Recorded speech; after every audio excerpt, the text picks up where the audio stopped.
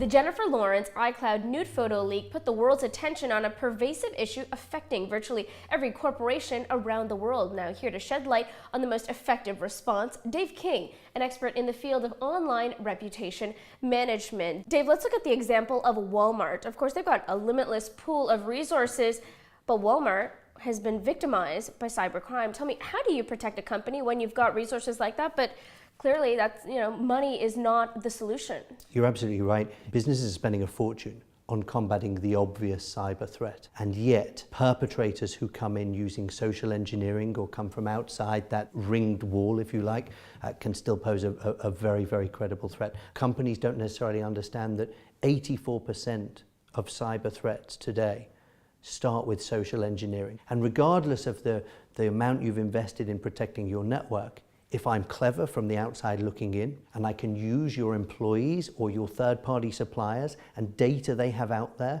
I can probably find a route in. So you're saying that human vulnerability starts from the top and trickles all the way down. But what I really want to understand is how an employee poses a risk to their own company through these various social media platforms that exist. Actually, most of the time, we're not talking about employees who have deliberately put their company at risk. In fact, what we're talking about is, as you know, we all create an increasing online trail these days of information. That information might include my interests, my likes and interests. It might include my travel arrangements. It might include other more sensitive data. And what cyber attackers, certainly dedicated bespoke attackers, are getting better and better at is mining that information. And I might mine it for you specifically, but I'll probably mine it for all of the people within the organization to start to understand where the weaknesses are, where the vulnerabilities are.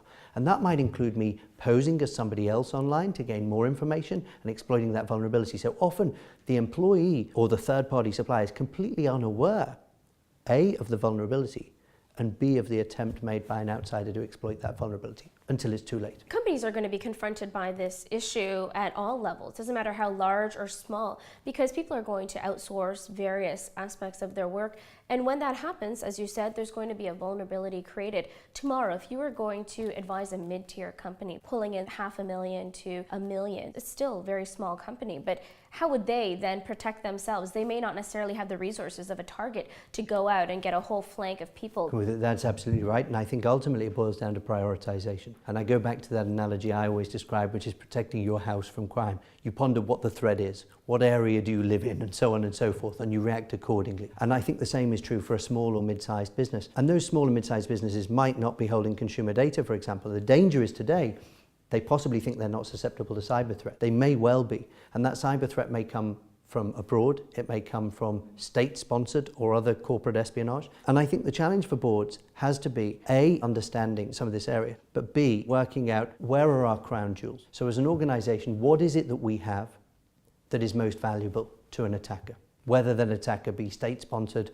or a hacktivist or a schoolboy in his bedroom who wants to create mischief. And it might be that includes, reinforcing our network, but first and foremost we should be thinking about what is it we're trying to protect and whom does that need to include from around the table. Okay, now we have FTSE companies that are ponying up to that sort of advice and realizing that there need to be cybercrime specialists at the executive level bringing in this information. Is that a reassuring sign for you? I think it's a very reassuring sign, but I think it's the minority, not the majority. It's probably those businesses that are most analogous to the businesses where we've seen the biggest reported attacks. So retailers are waking up to it. Let's not forget that a business like Target, who were attacked in the US, had made massive investment into cyber. It might be argued they missed out a piece of the puzzle, but it's very reassuring to see FTSE firms waking up to the threat. I think it's important that that's more widely applied. Sobering advice there. Thank you so much, Dave. Thank you.